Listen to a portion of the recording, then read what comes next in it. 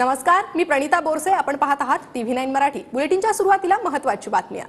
विधानसभेला महाविकास आघाडी 180 चा आकडा पार करणार असा दावा नाना पटोलेंनी केलाय. 180 चा आकडा पार करणार असा एजन्सीचा रिपोर्ट सांगतो असंही पटोले म्हणाले.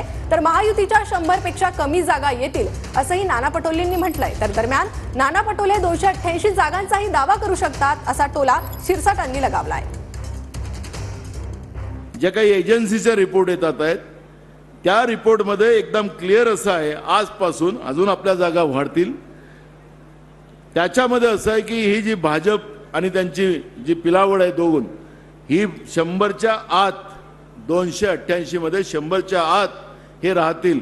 आणि महाविकास आघाडी आपण जवळपास 180 म्हणजे जवळपास तो आकडा आपण पार करू अशा पद्धतीची स्थिती आज एजन्सीच्या रिपोर्टमध्ये आहे.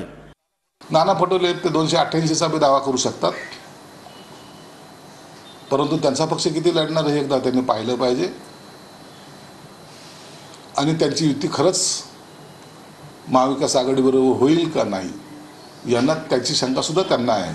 कारण की दिल्ली दौऱ्याच्या वेळेस नाना पटोलेंना बोलवलं नव्हतं. याचा अर्थ असा होता की नाना पटोलेंची नाराजगी जी आहे ती वरिष्ठाच्या कानेवर